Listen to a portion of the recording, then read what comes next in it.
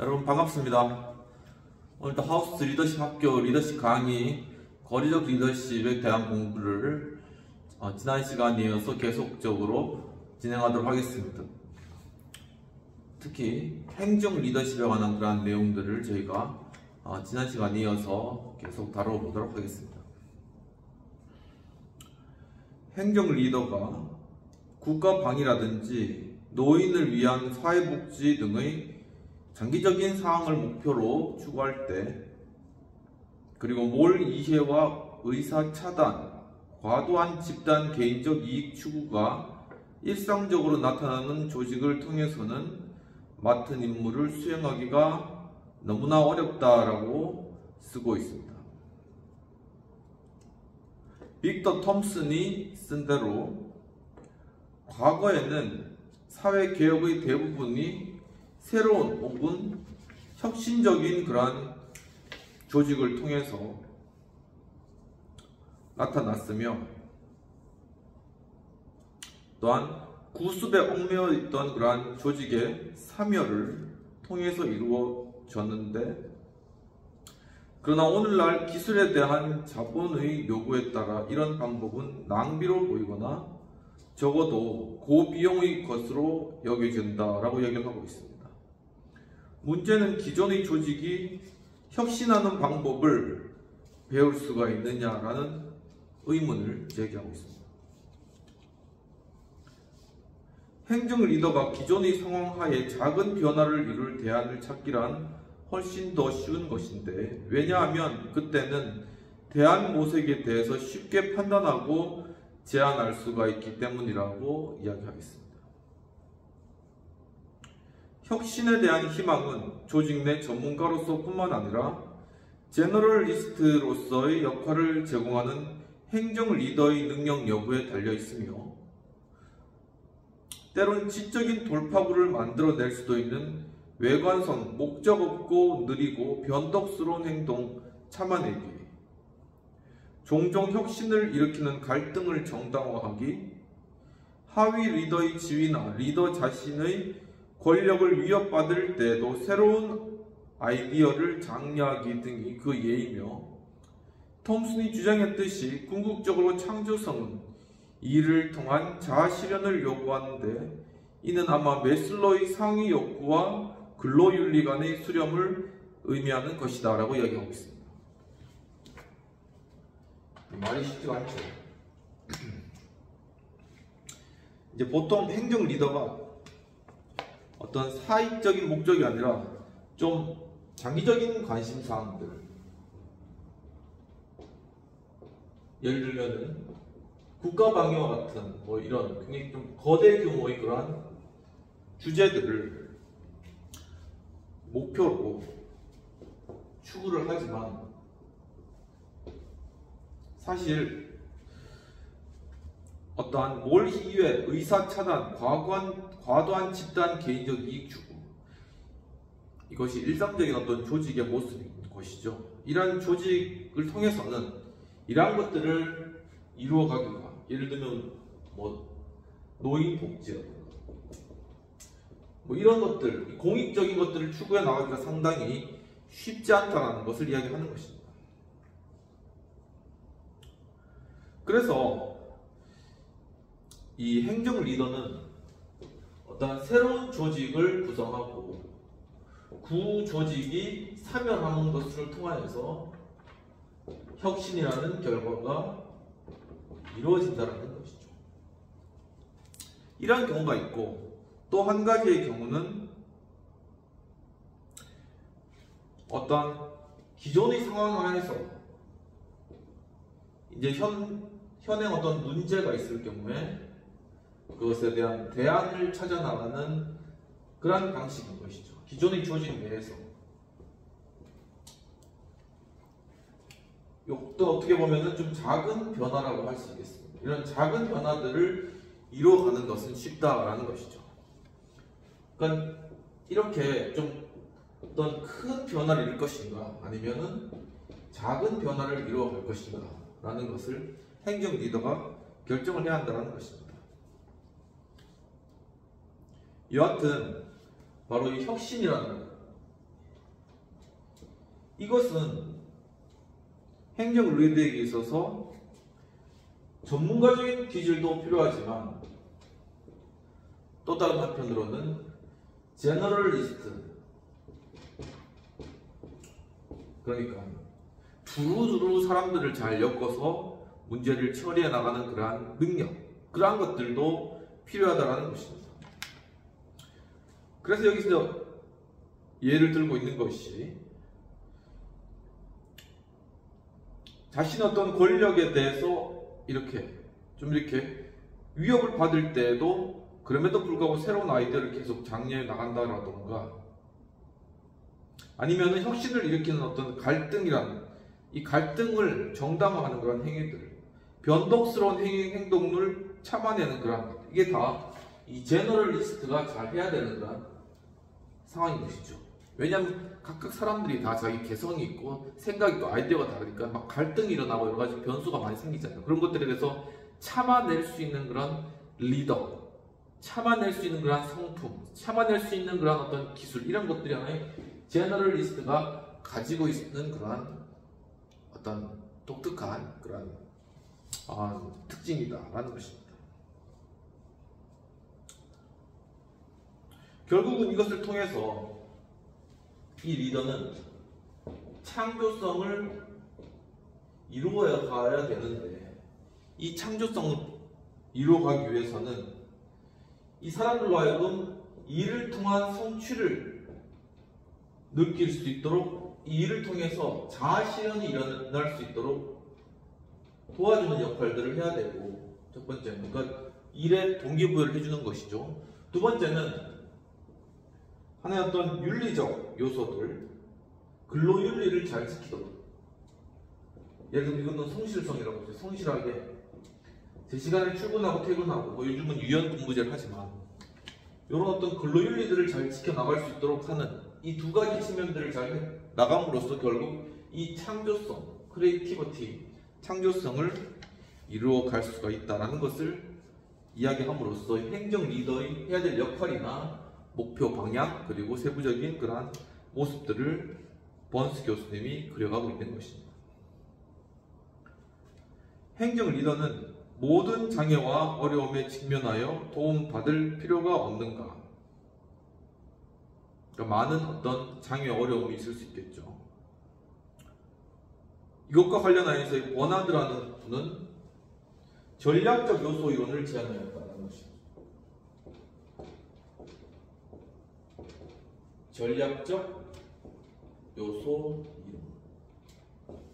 이론이라는 것을 이 행정 리더에게 제안했다는 것인데, 무엇이냐면은 버나드 박사님의 의견에 따르면은 올바른 형식으로 올바른 장소와 시간의 그 요소를 통제하면 새로운 시스템을 혹은 그 목적에 부합하는 조건을 확립시킬 수 있다는 것이죠.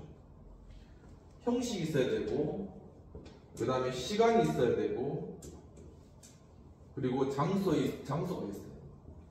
이런 것들을 잘 배합하면은 적절하게 어떤 조직의 목적을 부합하는 조건을 만들어낼 수 있다. 이런 것들을 통제함으로 인해서 이런 목적을 달성할 수 있다는 것입니다. 이것이 바로 전략적인 요소 이론이라는 것입니다. 효과적인 결정 과정은 항상 목표의 재진술과 수행과 관련하여 변화 가능한 전략적 요소들을 통제하는데, 그러므로 결정 과정은 하나의 연속적인 근사법의 하나이며, 이 말이 무슨 말이냐면은 바로 효과적인 어떤 결정, 행정 리더들이 효과적인 결정을 이루기 위해서는 이 목표가 있잖아요. 목표를 계속 재진술한다는 것은 어떤 목표가 있으면 그 조직의 목표를 계속적으로 주지시키고 알려주면서 반복적으로 인식시킨다라는 것입니다. 그래서 이것을 이제 가지고 전략적인 요소들을 통제함으로써 하나의 목표를 이루어내는 것이죠. 이것이 하나의 의사결정에 있어서 근사법이라는 것입니다. 근사치라고 있죠. 근사치. 그러니까 어디에 가까운 거. 그러니까 목표가 있으면은 이 행정 리더들이 목표가 있잖아요.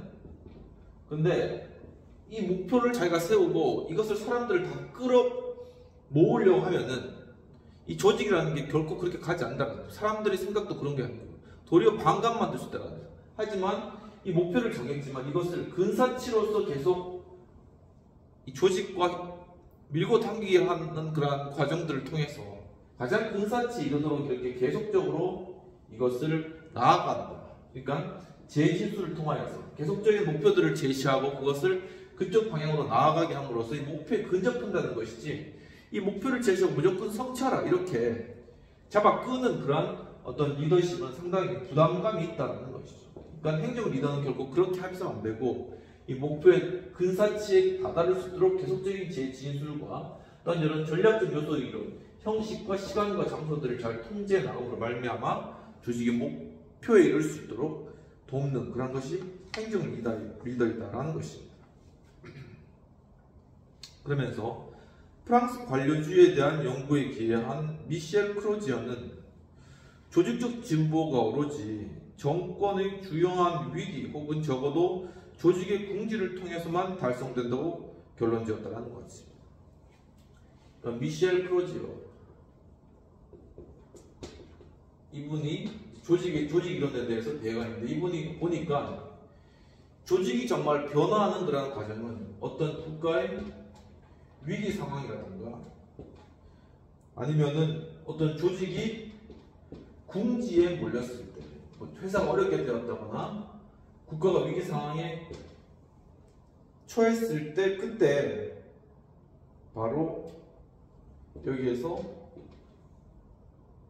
조직적 진보가 이루어진다. 이 조직의 진보가 이루어진다는 거지. 지금 우리가 지금 그런 상황이죠. 지금 우리 나라, 우리 대한민국이라는 공동체가 하나의 국가적 위기 가운데 있다고 보는 것입니다. 하지만 이 국가적 위기는 도리어 이 미셸 크로지어에 따르면은 이 조직이 결국 진보할 수 있는 그러한 하나의 유일한 기회이다라는 것이죠. 그러니까 국가적 위기, 이 상황 항상 위기는 기회다라는 생각을 가지고 지금 이때 우리가 더욱더 진보하여 나가기 위해서 긍정적인 마음을 가지고 나아가자라고 하는 것입니다. 이 김주동 목사님도 지금 현재 위기 상황 가운데 긍정적인 마음을 가지자 이렇게 말씀하신 것처럼 긍정적 마인드와 긍정적 생각으로 우리에게 지금 이 나라에 닥친 그런 여러 위기 상황들과 우리에게 지금 처한 현실들을 받아들이고 그것을 적극적으로 해결해 나가고자 하는 이런 것들을 통해서 이 조직의 진보가 이루어진다. 진보가 이루어진다는 것이죠. 좀 아이러니한 진보, 아이러니한 그런 단어가 아닌가라는 생각이 듭니다. 또한 고어라는 분은 조직의 생존은 필연적으로 이념적 혹은 심리적 특징에 의존한다라고 보았습니다.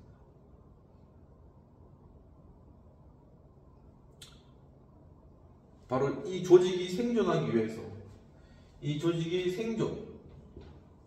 살아남기 위해서는 거기에는 이념적 혹은 심리적 특징이 존재한다. 이 이념은 뭘까요? 우리나라 같으면 우리나라가 추구하는 이념은 자유민주주의.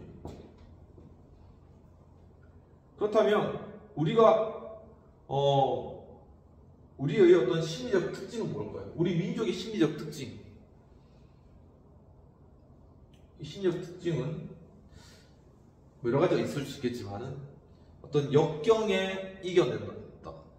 그러니까 과거로부터 수많은 외침과 어떤 위기가 있었잖아요. 하지만 그때마다 우리는 이겨내었다라는 어떤 일종의 어떤 승리감이라던가 아니면은 끝까지 살아난다. 풀뿌리와 같은 거란 이런 어떤 강한 생존력, 어떤 이런 부분이 우리의 어떤 심리적 특징이 될 수 있지 않겠는가? 이걸 두 개 합치면은 자유민주주의 체제를 정말 끝까지 지키고 고수하면서 나아갈 때 그때 우리 바로 이런 위기를 통해서 우리 대한민국의 진보가 이루어질 수 있다 라는 것을 한번 또 적용해 볼 수가 있지 않을까라는 생각을 가져봅니다.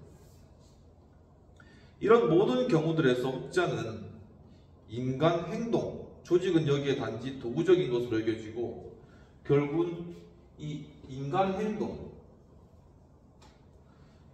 이 바로 어떤 장대한 고리를 통제하는 것보다, 인간 행동의 어떤 장대한 어떤 고리들을 통제하는 것보다 조직 그 자체를 통제하는 것이 문제인지 의아해야 한다라고 이야기하고 있습니다.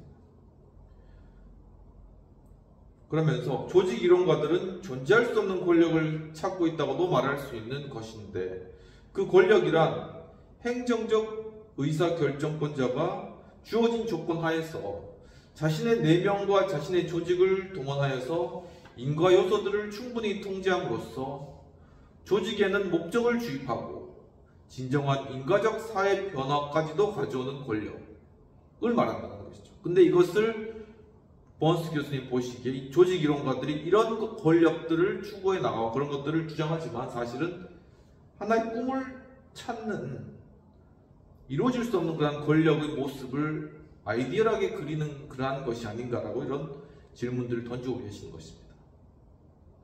그러면 유일한 이러한 것에 대한 대안은 조건의 변화가 될 수 있는데, 조건을 개선하는 한 가지 방법은 전략적, 전술적 계획을 통해서 목표의 제도적 구현을 달성하는 것이다. 아까 전에 여기 있었죠. 전략적 요소, 이런 원화대 전략적 요소, 이와 같이 전략적, 전술적 계획, 이러한 계획들을 통해 가지고 행정 리더가 이 목적, 이 조직의 목적을 이룰 수 있는 하나의 제도적 구현,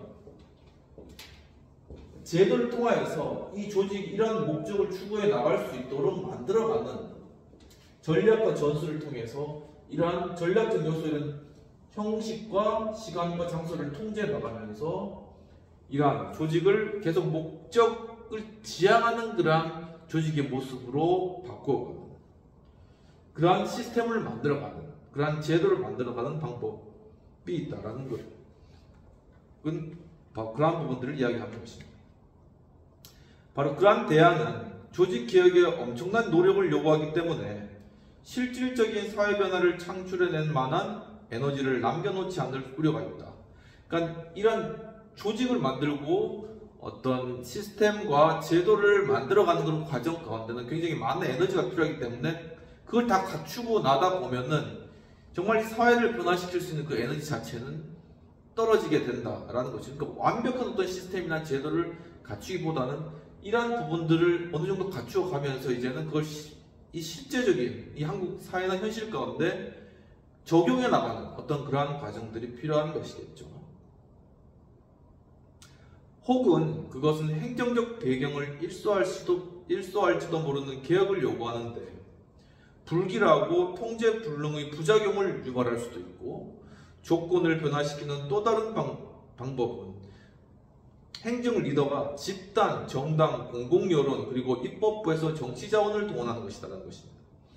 그러니까 이 행정 리더가 어떤 자신의 능력이나 아니면은 어떤 심리적 자원들, 여러 가지 이런 것들을 이제 이용을 하지만 또 다른 방법이 있는데 그건 뭐냐면은 자신의 어떤 정당, 공공의 여론 아니면 입법부까지를 동원하여서 자신의 정치적 자원으로 동원하여서 바로 어떤 사회 변화라든가 기업과 조직의 변화를, 어떤 국가의 변화를 이루어 나가는 것, 그것이 하나의 방법인데, 즉 행정 리더가 완전히 말 그대로 변혁하는 리더가 되어야 하는 것이라는 것입니다. 그러니까 원래 이 행정 리더는 사실 어떻게 보면은 그 있는 기존 조직 내에서 이 문제에 관해서 대안 정도를 찾아가는 그러한 모습으로 적당히 타협해 나가면서 조직을 어떤 목표의 근사치에 맞도록 이끌어갈 수 있지만, 그 자원을 끌어올 수 있는 능력, 뭐 정당이라던가 공공여론이라던가 이런 것으로부터 자원을 끌어나올 수 있는 능력이 크면은 이제는 큰 변화를 일으킬 수 있는, 큰 목표를 일으킬 수 있는 정말 이거는 하나의 변혁이겠죠. 이 변혁을 일으킬 수 있는 그러한 변혁적 리더로서 세워진다라는 것을 이야기하는 것입니다. 그러니까 이 변혁적 리더라는 건 그 개인의 어떤 자질이라던가 성격이라던가 아니면 능력을 초월해서 그 사람의 끌어올 수 있는 그런 여러 다양한 자원이 있어야 된다는 것입니다. 그러니까 이게 무슨 말이냐면 결국은 이 변혁적 리더가 변화를 이끌어가기 위해서는 다양한 네트워크를 통해서 자원들을 끌어낼 수 있는 그런 능력을 가지고 있어야 된다는 것이죠. 그 백그라운드가 상당히 받쳐져야 된다는 것입니다. 여기까지 하고 비평의 내용들을 살펴보도록 하겠습니다. 필자는 번스 교수님은 행정 리더의 관심이 원시적이며 큰 바운더리의 변화를 목적으로 삼을 경우에 일상적으로 나타나는 조직에서는 이런 목적을 달성하기가 매우 어려울 것이다 라고 보셨습니다. 과거의 혁신이라는 것은 새로운 형태의 조직을 만들어내는 것부터 시작하지만 현재는 시대상의 변화에 따라 이러한 행위가 낭비로 비추어질 가능성이 크다는 것을 통해 현실 진단을 잘하고 있는 것으로 생각됩니다. 또한 행정 리더가 기존의 상황을 가정하고 여기에 대안을 찾아나가는 방법은 훨씬 쉬우며 이 일은 제너럴리스트로서의 행정 리더의 역할에 달려있다고 하며 궁극적으로는 매슬로의 욕구 이론과 근로윤리 간의 수렴을 통해 이를 통한 자아실현이 이루어지게 함으로써 창조성을 조직 내에 불어넣을 수 있다고 보셨습니다. 행정 리더가 직면한 장애물과 어려움에 대하여 버나드의 전략적 요소 이론을 들고 계시면서 올바른 형식, 시간, 그러한 요소들을 통제하는 것을 통해 새로운 시스템이나 목적에 부합하는 조건을 확립시킬 수 있다고 주장하시고 효과적인 의사결정 과정은 목표의 재진술과 수행과 관련된 변화 가능한 전략적 요소들을 통제하여 연속적 근사법으로 이루어짐을 잘 설명해내고 있는 것으로 보여집니다. 한편 조직 이론가들은 행정적 의사결정권자들이 주어진 조건하에 자신의 내면과 조직을 이용하여 인과 요소를 통제함으로써 조직의 목표를 주입하고 진정한 사회 변화를 가져오는 존재할 수 없는 권력을 찾기도 하는데 전략적 전술적 계획을 통해 목적의 제도적 구현을 달성하는 것이 바로 이것이며 행정 리더가 집단, 공공여론, 정당에서 정치 자원을 또한 동원할 수도 있으며 이때 결국은 변혁하는 리더가 된다는 그러한 과정과 모든 순서들을 잘 설명해내고 있는 것으로 보여집니다. 그러면 토의된 내용을 살펴보겠습니다. 미첼 크로지어는 조직적 진보가 오로지 정권이 주요한 위기 혹은 조직의 공지를 통해서 이루어진다고 보았습니다. 이와 같이 우리 정치적 현실 속에 다가온 위기와 공지를 극복하기 위해 행정 리더에게 필요한 것은 무엇일까요? 지금 우리가 처한 이러한 상황 가운데 그렇다면 과연 행정 리더에게 필요한 것은 무엇일까? 아까 전에도 말씀드렸지만 두 가지 부분이라고 생각됩니다. 하나는 이념적 부분. 행정 리더 스스로에게 이 자유민주주의에 대한 우리 체제에 대한 강력한 신념과 그것을 지키고자 하는 마음들이 필요할 것이라고 보여집니다.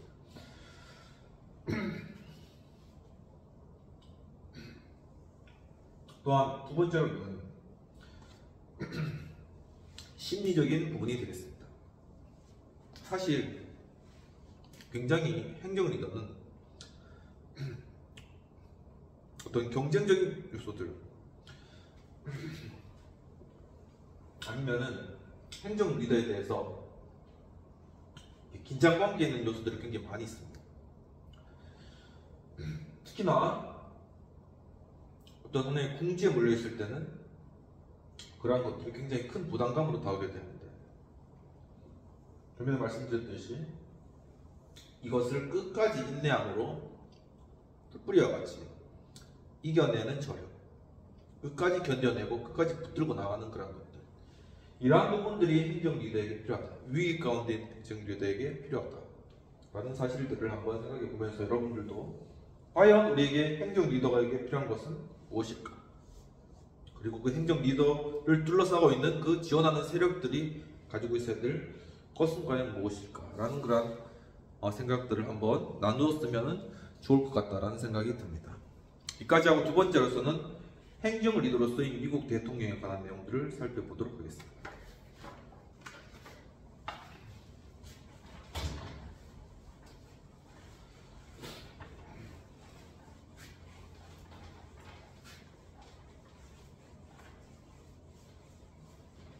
번스 교수님이 이렇게 순서대로 이제 입법 리더 그리고 그다음에 행정부로 들어가서 행정 리더까지 이루면서 최고 권력자인 대통령의 리더십까지 지금 다루고 있는 그런 상황입니다. 굉장히 체계적으로 이 정치적인 리더십에 관한 내용들을 정리해 나가고 있는 것이죠.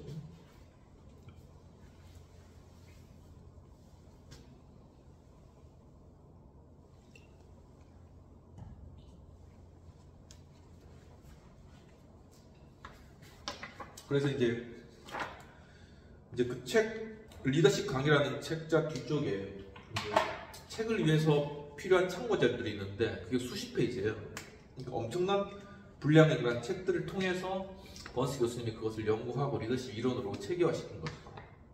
그러니까 리더십에서 하나의 교과서와 같은 것이 리더십 강의다 라고 보시면 되실 것 같습니다. 좀 오래된 그런 책이지만 통찰력을 담고 있다라고 보여집니다. 저희 공부의 강의도 거의 중간 한 4분의 3까지 온 것 같아요. 조금만 더 가면은 마무리할 수 있는 단계가 오지 않을까라는 생각이 듭니다. 두 번째로 행정 리더로서의 미국 대통령.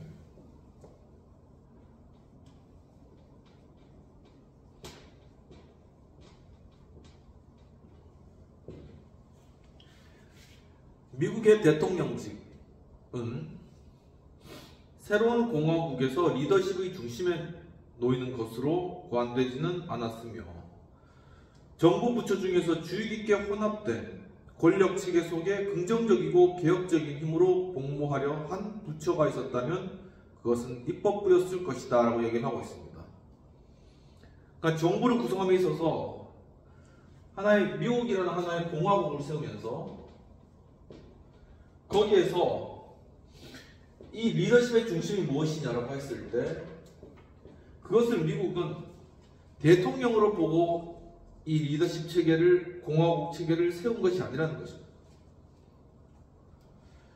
도리어 이 입법부가 하나의 긍정적이고 개혁적인 힘으로 존재하는 방향으로 미국 공화국이 그렇게 구성되어 있다라고 번스 교수님은 보신 것이죠. 확실히 대통령은 입법 리더나 정당 리더 중에 하나로 기대되지 않았고 행정부의 수반이 되어야 했는데 행정 권한은 미국의 대통령에게 귀속될 것이다 라는 헌법 조항이 그것이라고 얘기하고 있습니다. 그러니까 이 미국의 대통령은 입법 리더라던가 아니면은 정당 리더가 아니라는 거예요. 대통령은 바로 행정 권한을 최종적인 귀속자라는 것입니다.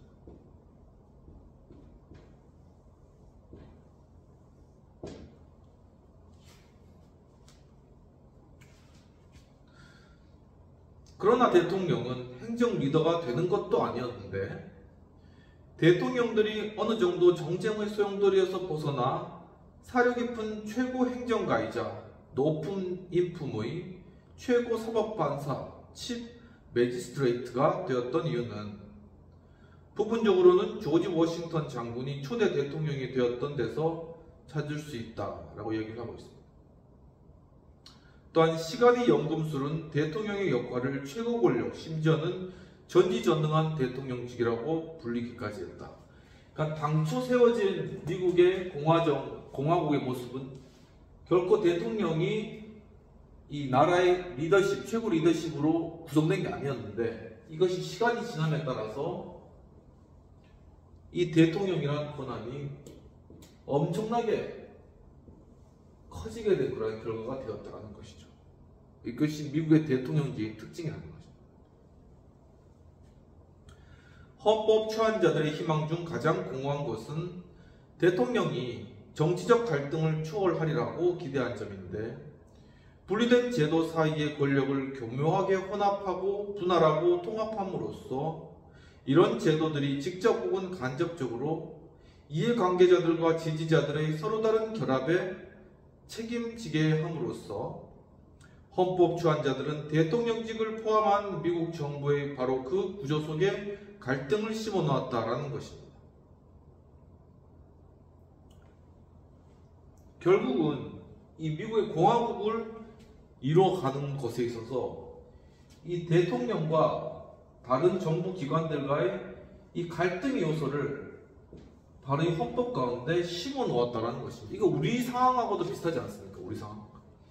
우리 헌법 역시도 우리 지금 돌아가고 있는 헌법의 어떤 기능들이 우리가 명확하게 볼 수 있잖아요. 아주 그것이 극명하게 드러나는 것이 지금 바로 현 시대입니다. 그런데 거기 보면은 이 입법과 행정부의 어떤 갈등 상황들이 헌법상에 다 나타나 있고 결국은 헌법상의 권한을 행사했다는 거예요. 입법부도 마찬가지고 행정부도 마찬가지고 그 권한을 행사했다는 것이고 바로 그 가운데 이제 바로 그 갈등을 조정해 나가는 그런 과정인 것이죠. 크게 보면 그렇기 때문에 미국 헌법과 같이 우리나라 헌법 자체도 이 갈등 요소를 그 안에 이미 심어 놓았다라는 사실들을 인식할 필요가 있다라는 그러한 부분들을 좀 살펴볼 수가 있는 것 같습니다.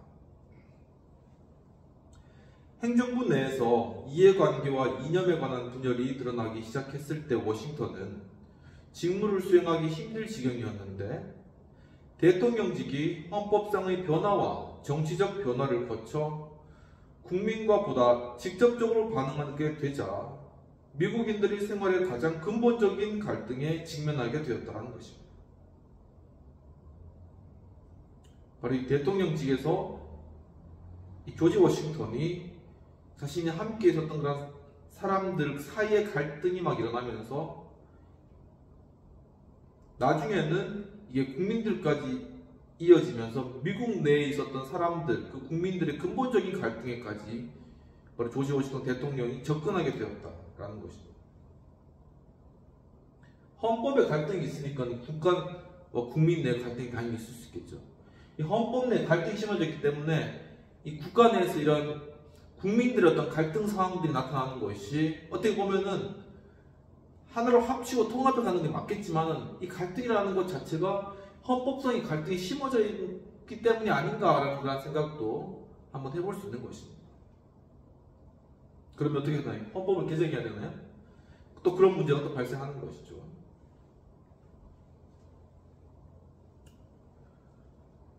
다니엘 웹스터와 헨리 클레이처럼 위대한 조정자들은 입법 리더였던 반면에 새 공화국의 첫 세기 동안 정치적 대의를 열정적으로 구현하고 명료화한 것은 대통령들이었는데, 즉 제퍼슨, 잭슨, 링컨 같은 대통령들이었습니다.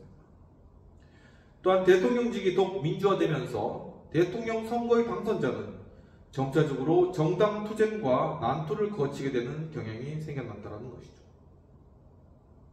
대통령직은 갈등의 산물이지 갈등의 옹호자는 아니었는데 일단 백악관에 취임하게 되면 대통령들은 분파적 적대감의 조정, 미국인의 새로운 단결, 그리고 정당 정치의 중지를 요구하였고 이러한 애국심이 정치적 행태에 중요한 효과를 주었다고는 기록되어 있지 않다라고 얘기를 하고 있습니다. 그러니까 미국 대통령 같은 경우에 어떤 특징을 알겠죠. 미국 대통령이 백악관에 들어가게 되면은 어떤 정당의 색깔을 약간 벗는다라는 그런 느낌이 있다는 것입니다.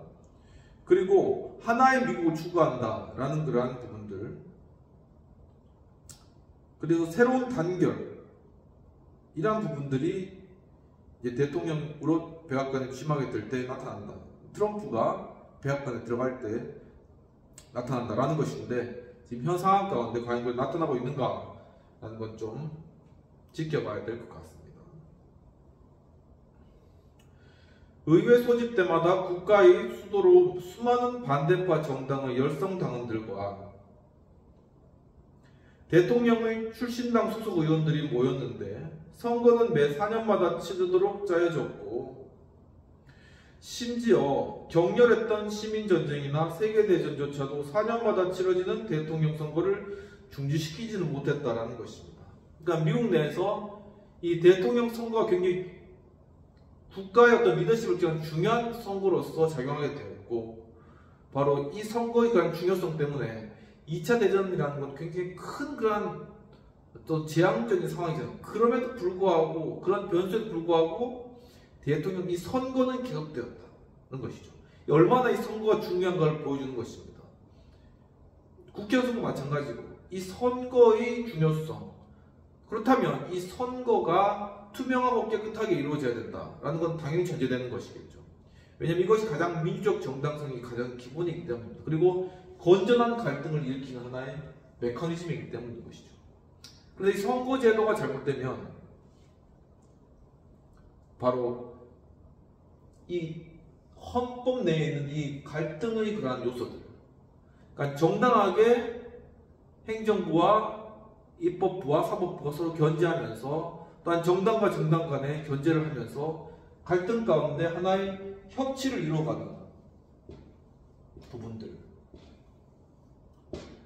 그러니까 갈등이 있어도 협치를 이루어야 된다는 것입니다. 아무리 국회의원 정족수가 어떻게 구성되어 있든지 결국은 국가의 중요한 사항들, 예를 들면 뭐 국가의 중요한 정책들이나 아니면 예산이라든가 아니면 국방이라든가 이런 부분들에 있어서는 갈등 가운데도 합의를 이뤄내도록 하는 것이 헌법 시스템인데, 이 헌법 시스템이 제대로 돌아가지 않는다는 것은 헌법 시스템에 따라서 각 기관이 제대로 이루어져 있지 않다는 것이다. 바로 각 기관이 민주적 정당성에 따라 제대로만 이루어진다면 이 헌법 시스템에 따라서 갈등 구조가 있더라도 협치와 합의로 나아갈 수 있는 그러한 상황이라는 것이죠. 그렇기 때문에 이 선거의 중요성이 굉장히 크다. 투명성과 또한 가장 적합성 그리고 신뢰성이 요구된다는 것입니다. 정부가 국내 번영, 사회 정의, 국가 안보의 책임을 점점 많이 떠맡을수록 격렬하고 분열적인 논쟁의 점점 더 많은 부분이 백악관에서 진행되었는데, 한 대통령 보좌관은 대통령에게 도달하는 대부분의 이슈를 특징 짓는 한 가지 특성에 이름을 붙여본다면 나는 갈등이라 말할 것이다. 이건 이제 그 백악관 관계자 이야기인데, 나는 갈등이라 말할 것이다. 부서 간의 갈등, 다양한 주권자들의 시각 사이에서 빚어지는 갈등, 행정부와 의회 간의 갈등, 미국과 다른 국가와의 갈등, 혹은 국내 집단들 사이에서의 갈등, 예를 들면 노동자 대 관리자, 인종 대 인종, 주 대 중앙정부 등이 그것이다라고 이야기하고 있는 것입니다.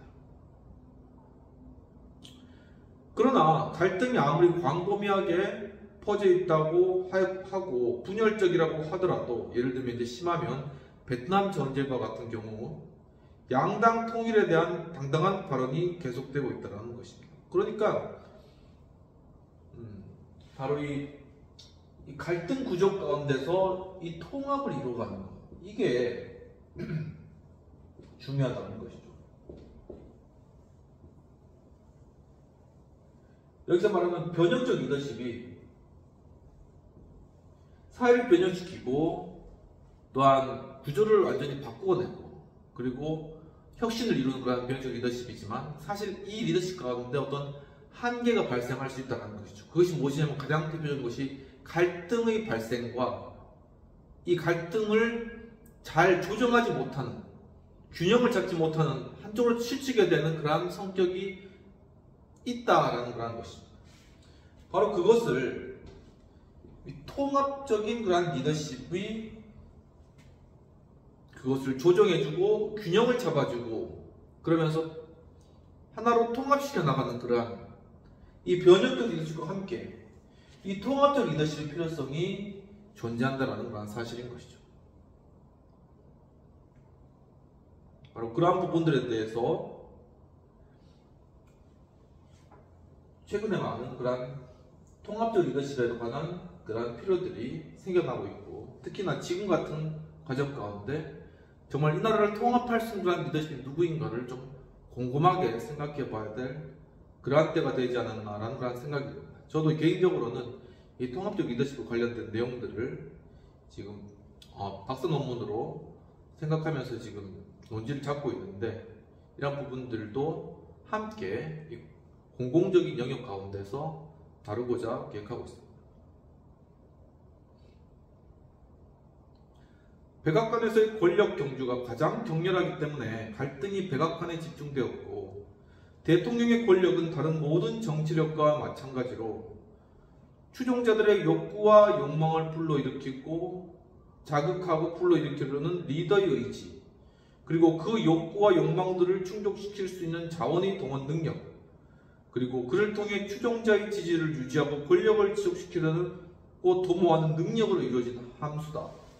바로 여기서 지금 대통령의 권력에 관한 함수를 제시하고 있습니다. 이 대통령 권력의 함수는 무엇이냐? 첫 번째는 이 추종자들의 욕구, 욕망을 불러 일으킬 수 있는 그러한 능력. 자신을 추종하는 사람들이 무엇을 원하고 그들의 욕구와 요구가 무엇이 정말 채워져야 될까, 그것을 어떻게 불러일으킬까라는 것입니다. 과거 우리나라 보릿고개에 있었을 때는 이 대통령이 가서 이제 이 국민들의 흰쌀밥을 먹기 원하는 그런 간절한 요구. 그러니까 보릿고개를 이제는 더 이상 맞이하지 않고 끼니를 이어가고 또 흰쌀밥을 먹고 배부르게 먹고 싶다는 그런 생각. 이러한 욕구들, 이런 어떻게 보면 기본적인 욕구인 거죠. 메슬로 욕구 중에 가장 생존에 대한 욕구. 이런 것들을 채우기 위해 가지고 독일도 갔다가 미국도 갔다가 하면서 이런 것들을 채우기 위해서 이걸 동기를 불러일으키는 이런 역할들을 감당했었죠. 근데 지금 사회가 많이 이제 발전했기 때문에 메슬러 욕구에 따라서 그 위에 상위 욕구도 채워줄 수 있는 그런 리더, 대통령이 필요하다라는 것입니다. 두 번째,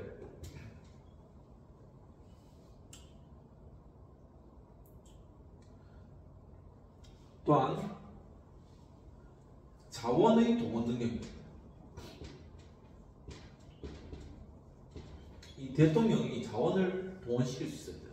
이 자원이라는 것은 어떤 지금 동해안에 있는 대왕고래와 같이 이제 정말 이 석유 자원을 퍼올릴 수도 있겠죠. 그것도 자원을 가져오는 것이겠죠.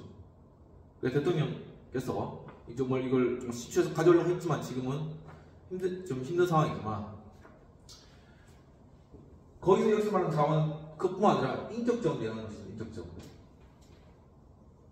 자신을 지지해 줄 수 있는 그런 세력, 입법부든 사법부든 아니면은 어떤 이익 집단이든, 그래서 자신을 지지할 수 있는 그런 인적 자원, 이러한 자원들을 통해서 정말 자신의 추종자의 그런 욕구들을 채워줄 수 있는 그러한 것들을 추진해 나갈 수 있는 능력. 말 그대로 하자면은 그러한 법률들을 추진하고 그러한 법률들을 입안시키고 통과시킬 수 있는 그런 능력. 그래서 그것을 행정력으로 만들어서 그 정책을 실현할 수 있는 그런 능력을 의미하는 것입니다. 바로 그러한 능력이 또한 필요하다라는 것이죠.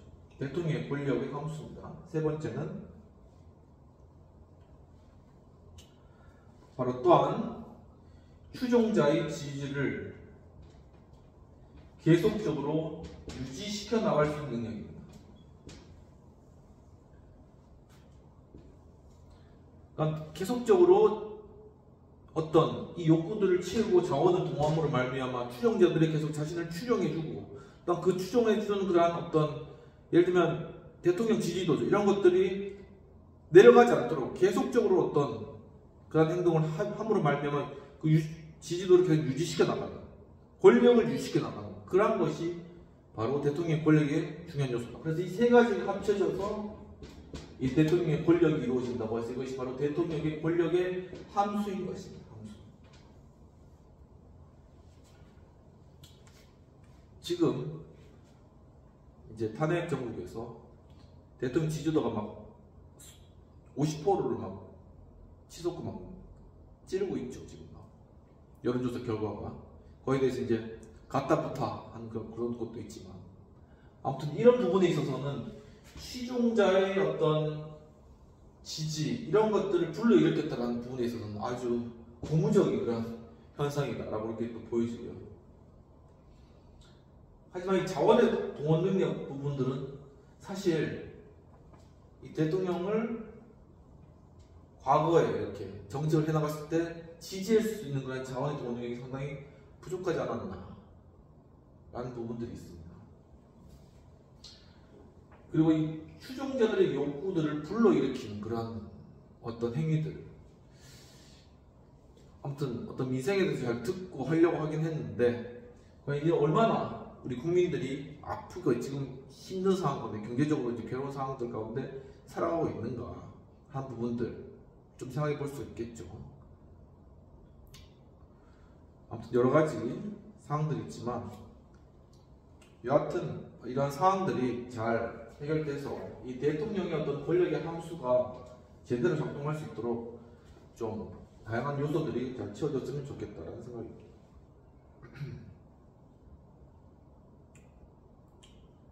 여하튼 거의 초기부터 미국 대통령들은 백악관이 국민의 관청이라는 대중적 정서를 신성화하고 극화하는 데 비상한 능력을 보여줬다는 것이죠. 그러니까 우리가 청와대를 생각해, 지금 청와대가 아니죠. 아무튼 뭔가 이 백악관 이렇게 좀 지칭할 수 있는 게 있었으면 좋겠어요.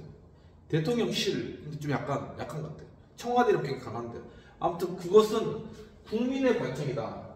다른 것이 아니라 정치인의 관청도 아니고 행정가들의 관청도 아니고 국민의 관청이다. 국민을 위한 곳이다. 그렇기 때문에 그것은 하나의 어떤 세이크리드, 신성한 곳이다 라는 그런 이미지까지를 만들어낸 것이 바로 이 미국의 정치인들의 저력이라는 것입니다. 자기 대통령들에 대해서 결코 그걸 폄하시키지 않죠. 비록 다르다 할지라도 이 대통령의 권한에 대해서는 유지하는 것입니다. 왜냐하면 우리는 세계 최고의 국가고 세계 최고의 그러한 대통령인데 그 품위를 훼손시킨다는 것은 세계에서 미국의 얼굴을 먹칠하는 것이거든요. 그러니까 이 백악관을 아주 세이크리하게 만든 것이 미국인이라는 것입니다. 우리도 이걸 잘 생각해 봐야 돼요. 그래서 제퍼슨과 같은 정당의 건설자나 잭슨과 같은 성공적인 장군 혹은 링컨과 같은 소박한 정치가로서의 대중적 영웅들은 대중적 신화의 재료가 되었고 국가적 영웅이 되어갔다는 것입니다. 우리도 이런 어떤 생각했을 때 이 대통령이 국가적 영웅으로 생각할 수 있는 그런 대통령이 있었으면 좋겠다는 생각이 들고요. 그래서 우리 이승만 대통령은 우리나라를 건국하신 대통령으로서 여러 가지 이제 의견들이 있을 수 있겠지만은 아무튼 그러한 어떤 모든 사람이 우리나라 대통령이었다고 생각할 수 있는 어떤 말 그대로 영웅이라는 말을 붙일 수 있는 그런 대통령이 몇몇 대통령이 있으면 좋겠다라는 생각이 드는 것입니다. 물론 사람에 따라서 영웅은 다를 수도 있는 것입니다. 대통령직이 더 가시적이고 인기 있는 자리가 되어감에 따라 불평 있는 유권자들은 자신의 욕구와 열망 그리고 국민과 대통령 사이에 발전된 강력한 상징적 관계를 충족시키려고 대통령직에 관심을 집중하게 되었고 대중적 언론, 라디오, 텔레비전의 부흥은 이런 공생관계를 확대하고 강화시켜 주었다는 것이죠. 그러니까 이 책을 쓸 당시에 언론의 발달과 라디오의 발달과 텔레비전의 발달이 국민과 대통령 사이를 상당히 이룰 수 있는 그러한 중요한 매체가 되었다는 것입니다. 그럼 지금은 뭐겠어요? 지금은 뭘까요? 지금은 바로 미국 같은 경우에는 트위터 이게 트럼프 하면 툭 뜨면은 쫙 퍼지잖아요. 우리나라 같은 경우에는 뭐 유튜브라던가 페이스북 뭐 이런 것들이 이제는 몇몇 정해져 있는 그런 대형 언론사가 아니라 그냥 정말 풀뿌리죠. 풀뿌리 이런 유튜버들이나 그러면 SNS, 페이스북 이런 것들을 통해서 이게 막 인스타그램 통해서 막 이제 올라오는 거 밑에서 이제 뭐가 맞는지 틀린지 몰라요. 근데 그 안에서 지난 시간에 말씀드렸지만은 그것이 막 올라오다 보면은 자기들끼리 막 서로 비판하고 자기들끼리 뭐가 맞는지 증명하고 그러면서 이게 스스로 정화되는, 물이 스스로 정화되듯이 이게 스스로 정화되는 그런 역할들을 한다는 것입니다. 마치 시장 경제에서 이제 시장이 가격을 조정해 나갔듯이 이 정화 작업을 스스로 한다는 거예요. 이게. 그러니까 그런 토양을 잘 만들어낼 수 있도록 이 환경들을 잘 조성해 줘야 될 그런 필요성이 있더라고요. 분명히 이것도 하나의 법제화가 되면서 어느 정도 이렇게 조절을 해야 되겠지만 법제화가 되면서 그런 것들을 잘 해나갈 수 있도록 일단은 장려해 주는 방향이 맞는 방향인 것이죠.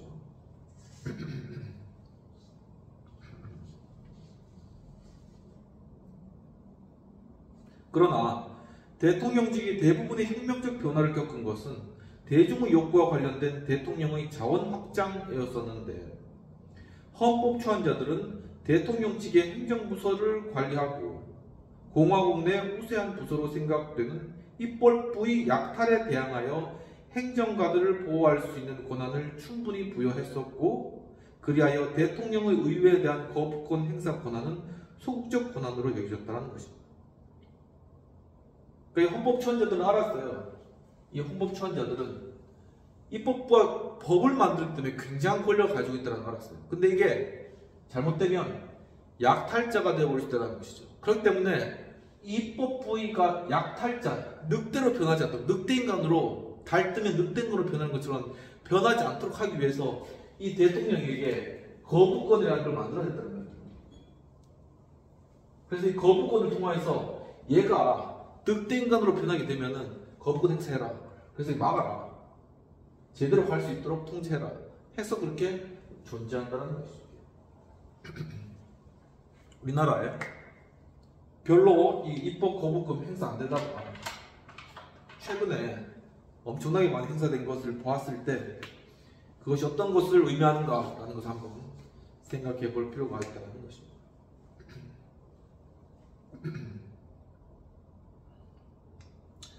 수십 년 동안 거부권은 어쩌다가 자기 보호적 차원에서 이용되었을 뿐인데, 금세기 들어 거부권은 대통령의 가장 강력하고 적극적인 권한 중에 하나가 되었다라고 보았습니다.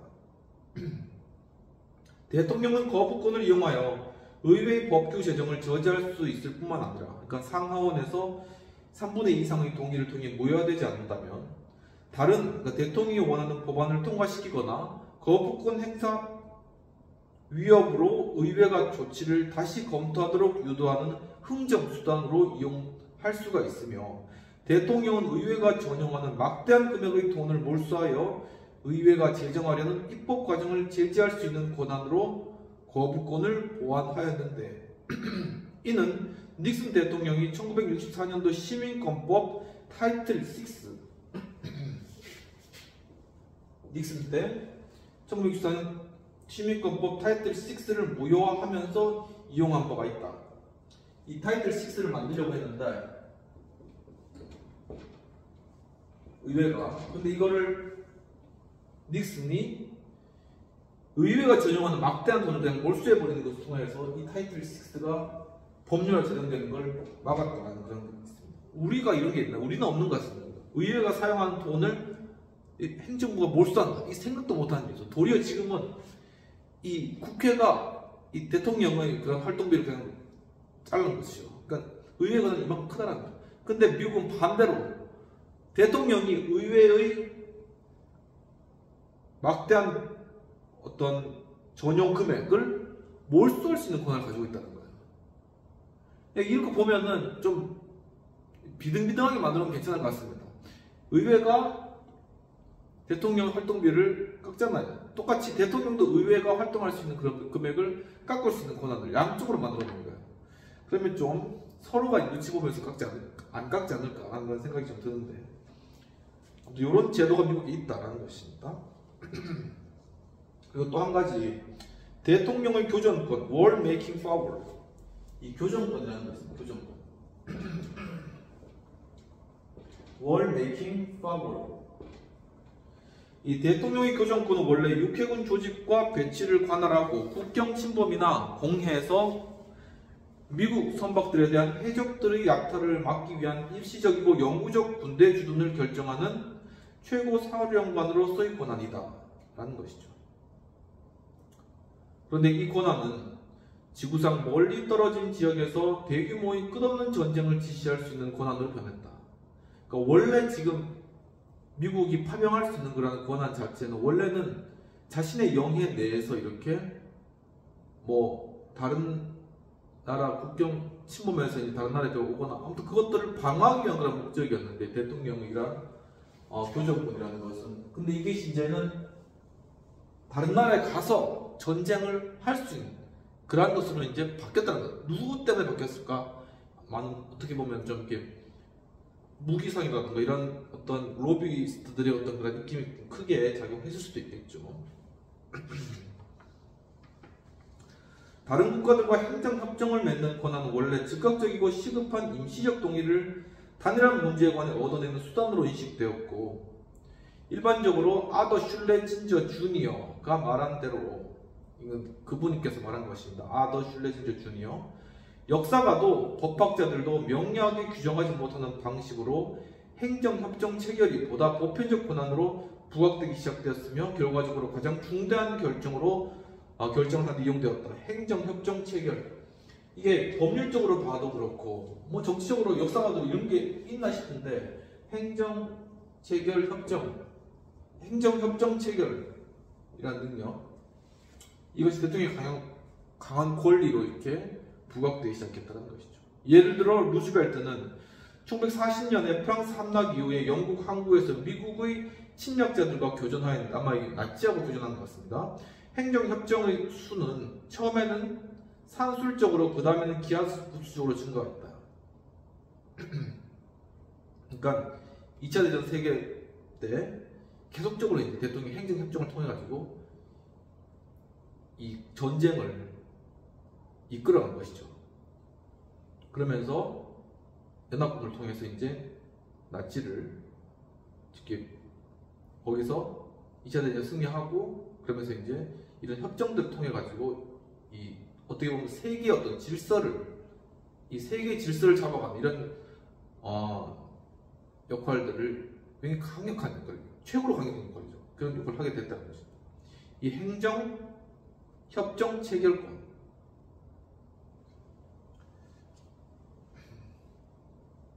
상원의원 샘 어빈 주니어에 따르면 미국은 1930년에 25개의 조약과 9개의 행정협정을 체결했다고 합니다.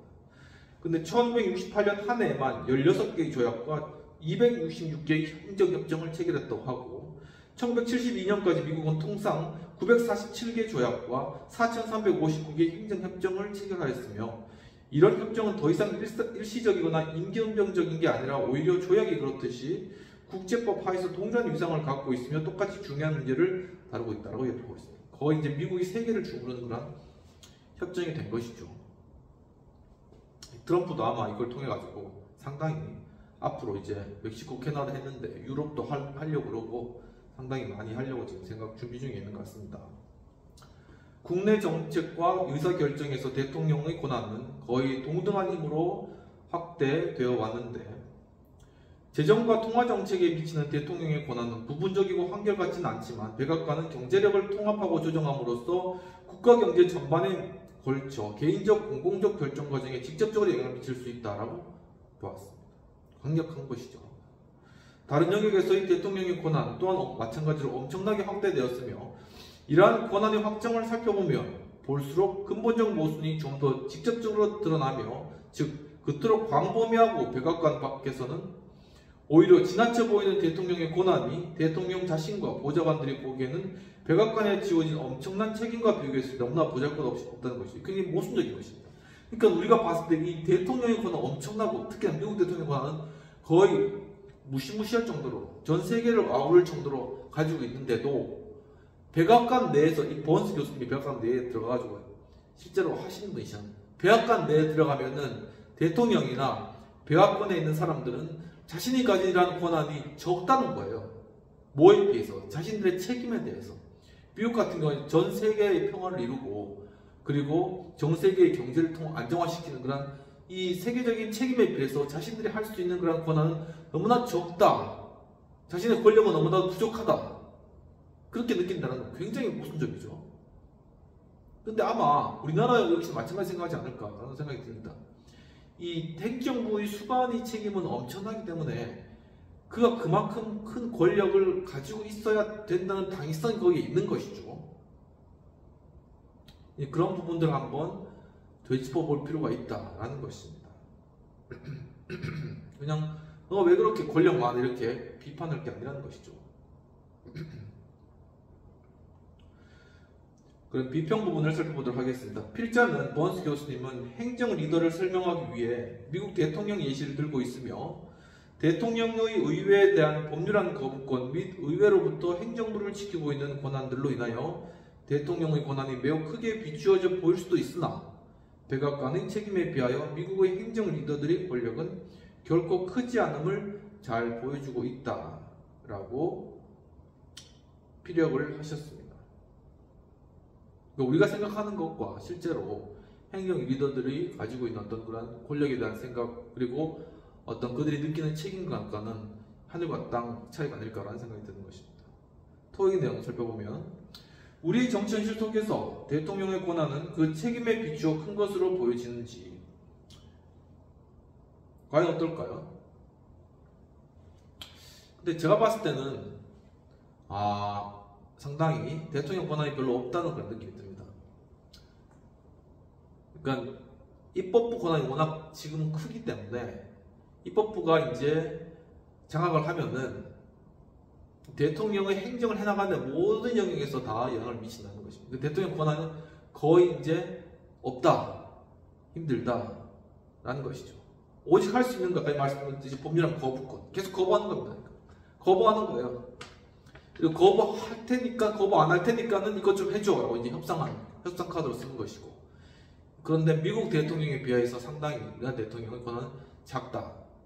견제할 수 있는 그런 수단들이 굉장히 부족하다라는 생각이 좀 많이 들고요.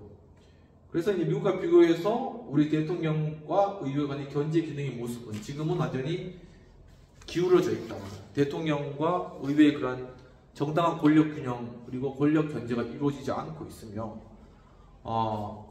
헌법에 있는 이런 갈등을 또한 하나의 협치로 이루어져서 정책을 결정해 나가는 시스템들이 상당히 치우치고 제대로 작동하지 않았기 때문에 지금 이러한 상황들이 온 게 아닌가.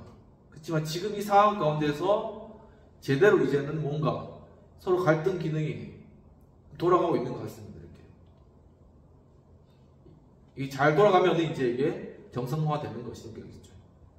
그러니까 굉장히 지금 그러한 상황 가운데 있다. 세계가 바라보고 있다. 지금 대한민국 민주주의가 과연 이 톱니바퀴가 어떻게 지금 잘 돌아가고 있는가 지금 굉장히 큰 테스트 가운데 있다라고 보면 될 것 같습니다. 그 다음 대통령의 행정적 리더십 루즈벨트하고 링컨 대통령에 대한 부분들을 좀 더 세 번째 부분으로 살펴보도록 하겠습니다. 링컨 대통령과 관련된 것은 좀 내용이 길기 때문에 다음 시간 때도 좀 이어지도록 보겠습니다.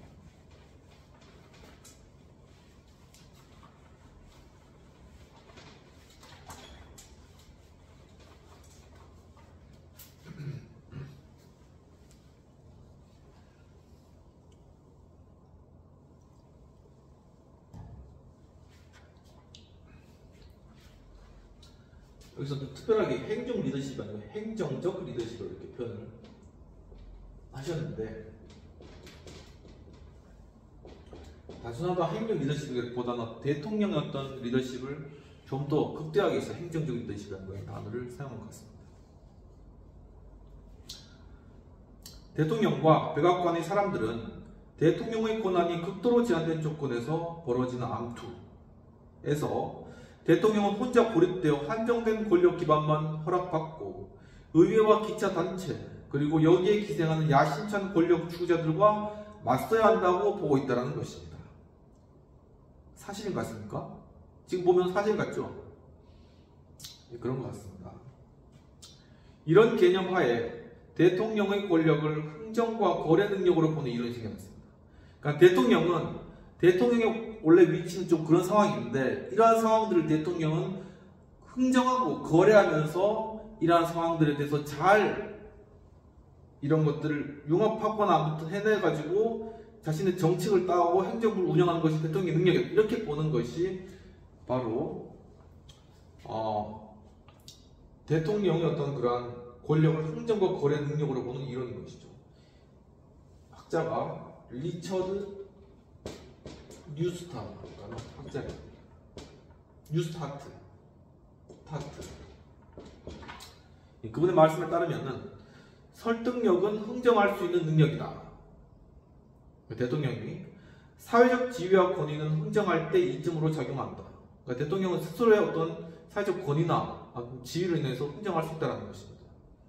유리한 지위 덕분에 대통령은 자신의 논리나 매력만을 동원했을 때보다 훨씬 더 설득력을 발휘할 수 있을지 모른다. 그러나 흥정의 결과는 사회적 지위만으로는 보장되지 않는다. 대통령이 영향력을 행사하려 한 사람들이 유리한 지위를 이용해 역으로 대통령에게 압력을 가한 여지가 있기 때문이다. 그러니까 흥정 잘못하면 도리어 당할 수가 있다는 것입니다. 명령 체계를 활용하는 것도 한계가 있다. 설득은 주고받는 거래가 된다. 백악관이 유리한 지위를 갖고 있다는 점은 다행입니다.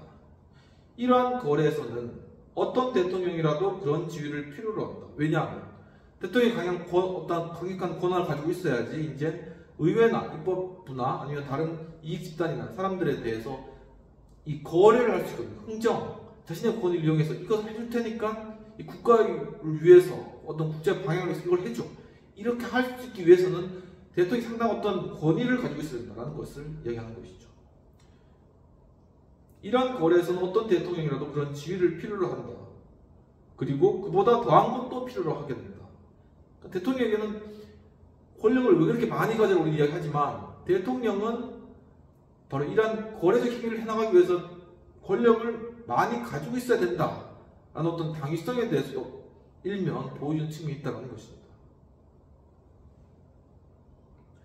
흥정 요관의 시장에서 대통령은 자신이 갖고 있는 자원이면 뭐든지 동원하는데 여론에 대한 영향력이라던가 거부권을 행사하겠다는 위협, 그리고 정당 및 입법에 대한 영향력, 요직 임명권, 기타 정치적 자산 등이 그 예가 될 수 있으며 뉴스타트는 대통령들이 이보다 더한 것을 끌어들인다고 주장하는데, 즉 노련한 거래꾼이나 권력 행사자, 리더로서의 평판이 그것이다라는 것입니다. 그러니까 자신의 평판, 자신의 어떤 이미지 이런 것들을 다 이용해가지고 흥정의 기술들을 통해서 정말 어떤 정책을 수행해 나가는 것이죠. 그러니까 하나의 대통령의 리더십도 거래적 리더십으로 본다는 하나의 이론인 것입니다. 뉴스타트 이분의 그러한 의견이, 대통령들은 권력 행사의 의지를 갖고 있어야 하며 그렇지 않은 경우 성공적인 대통령이 될 수 없으며 자신들이 정할 수 있는 공식적 권위와 사적 영향력의 모든 파편들로부터 끊임없이 권력을 추구하고 권력을 확립하며 일단 달성한 권력은 어떻게든 끝까지 지켜야 하고 미래에 쓸모없는 권력을 축적해 놓아야 한다라고 얘기하고 있습니다. 그러니까 버스 교수님 보신 관점이 정확한데 뭐냐면은 이 대통령이나 권력자는 그 권력을 일단 축적하거나 그것을 계속 유지를 해 나가야 된다라는 것입니다. 그것이 정당하고 그렇게 해야 된다라는 것입니다. 왜냐하면 그렇게 해야지만이 자신의 위치에서 자신의 책임들을 다할 수 있기 때문인 것이죠. 그렇기 때문에 이 대통령이 자신의 어떤 권력을 계속적으로 이어나가기 위한 그런 행위를 우리가 바라볼 때 그것이 무조건 나쁘다라고만 그렇게 단정 짓거나 정지해서는 안 된다는 것입니다. 그에게 있어서는, 대통령 입장에 있어서는 그것을 계속 유지해 나가는 것이 국가를 위해서 반드시 해나가야 될 그런 책임이라고 생각할 수도 있다는 거죠. 입장 바꾸고 생각하면. 그렇기 때문에 그것에 대해서 대통령이 그러한 행위를 하는 그런 행위 자체에 대해서 그것을 건전하게 견제할 수 있는 그러한 어떤 기구나 그런 어떤 제도들, 어떤 그런 부분들을 잘 마련해 놓는 것이 더 중요한 것이지, 이 대통령이 너 왜 그런 권력 행사를 그렇게 심하게 했어라고 그렇게 지적하는 그런 행위는 어떻게 보면 대통령에게 직무유기를 하라고 그렇게 이야기하는 것과도 마찬가지라는 그런 결론이 되는 것이죠. 바로 이러한 점에서 번스 교수님 상당히 어떤 해안들을 우리에게 제시해주고 있다는 것입니다.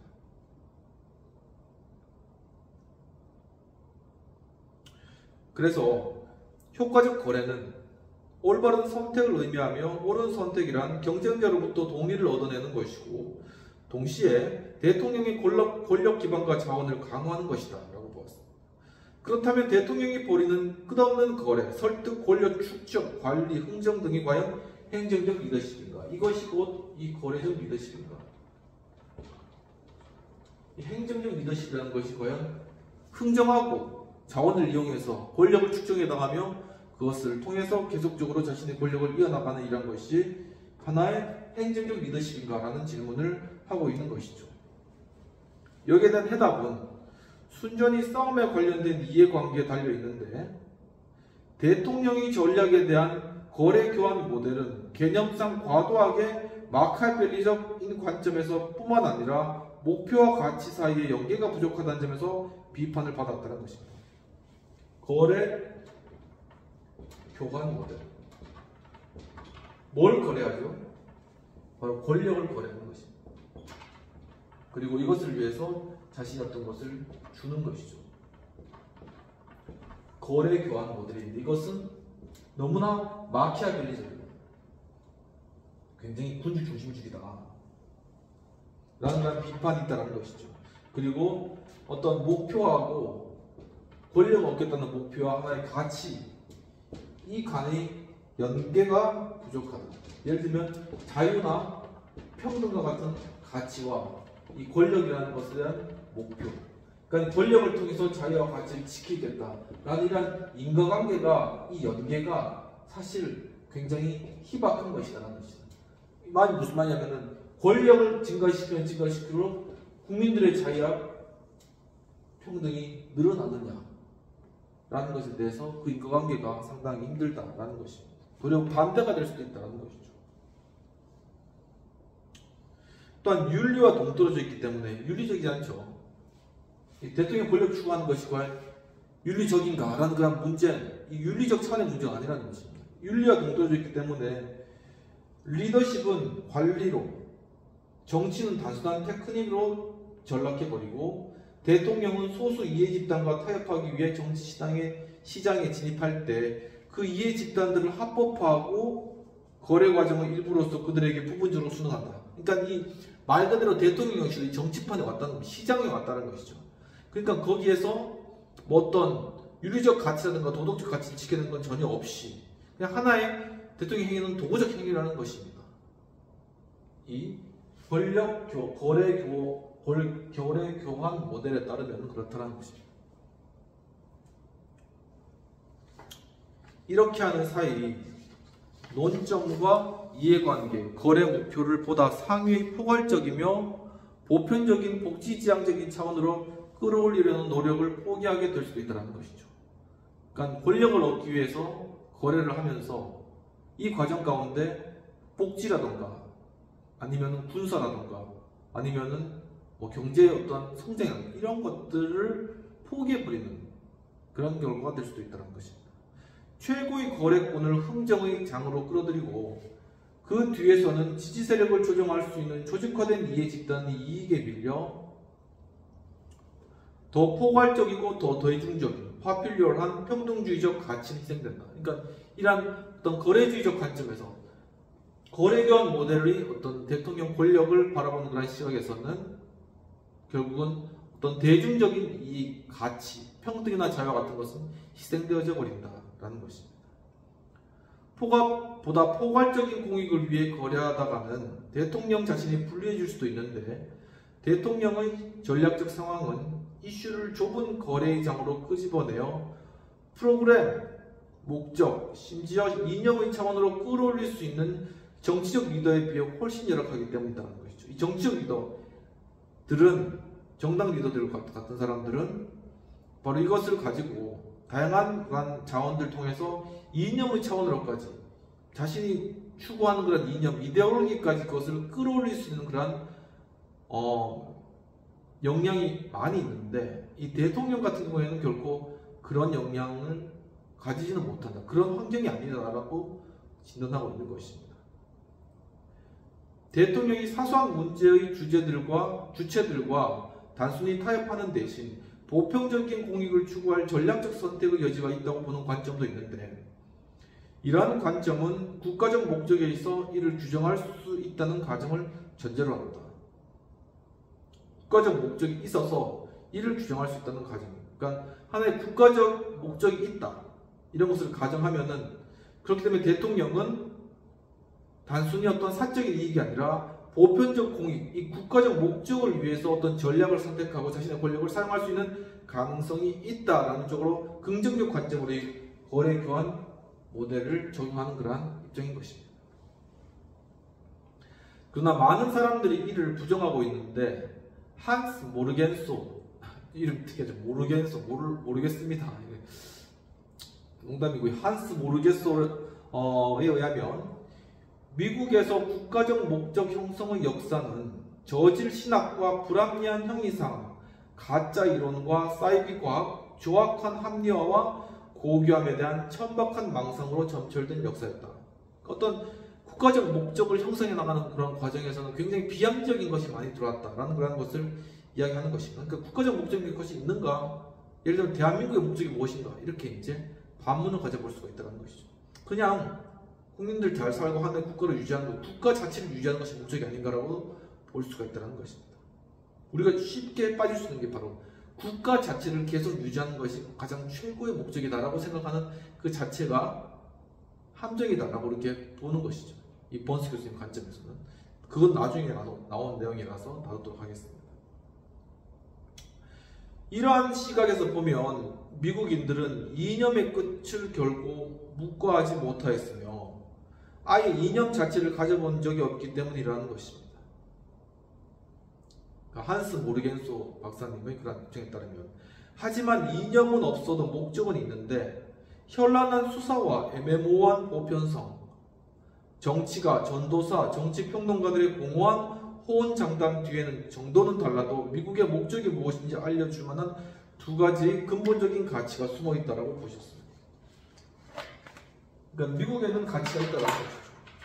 그것은 무엇이냐를 설명하고 있는데, 하나는 이 독립선언문에 명시되어 있고 권리장전에 보장되어 있는 자유의 추구라는 것입니다. 미국의 목적 첫 번째는 자유의 추구. 이것은 독립선언서와 권리장전에 나타납니다. 번스 교수 입장은 미국의 목적이 있다라는 것이죠.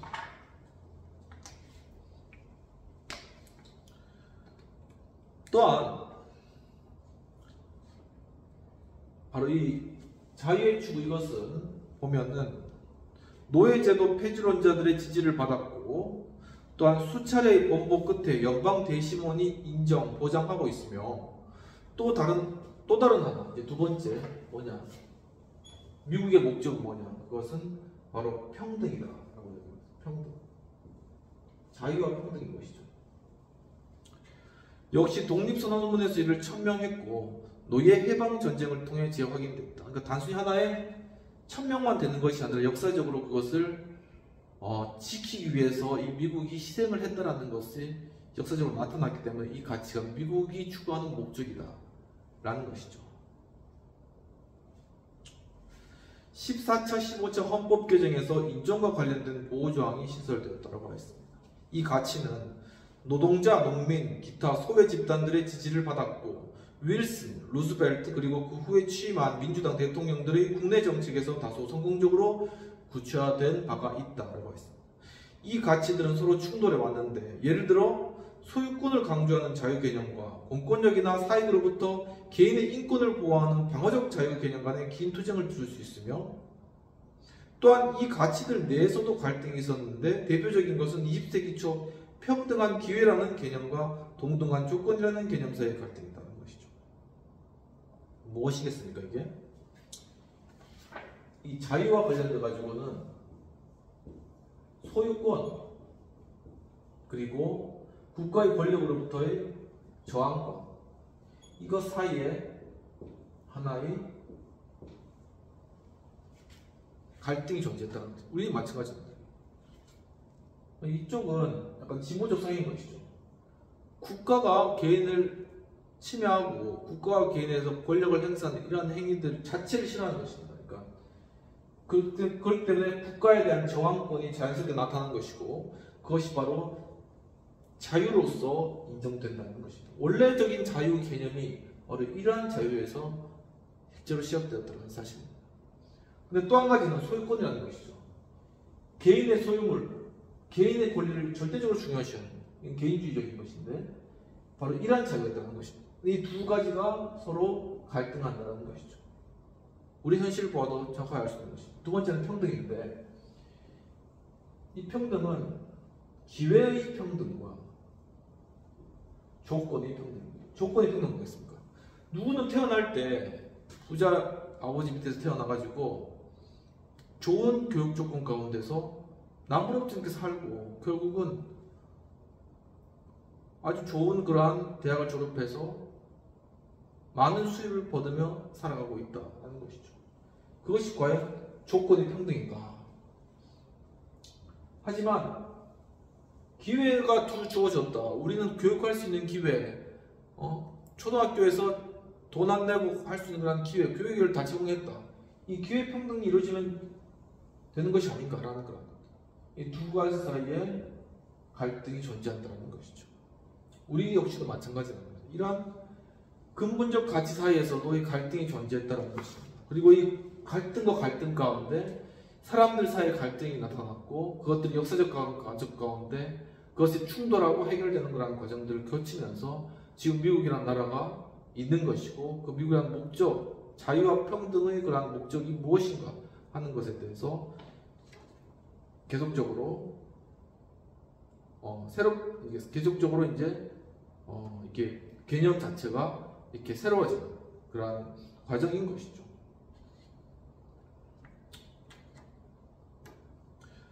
물론 이런 가치들 사이에 혹은 가치 내에서 어느 정도의 수렴이 일어난 적도 있습니다. 가장 극적인 예는 1944년 1월 연두 교수에서 루스벨트가 권리장전을 확대해석해서 정부에 대한 부정적 자유를 강조하던 이전의 내용에서 벗어나 정부를 통해 긍정적 자유를, 평등을 포함하여 달성할 것이다 라는 것을 강조한 것입니다. 그러니까 적극적 자유인 것이죠.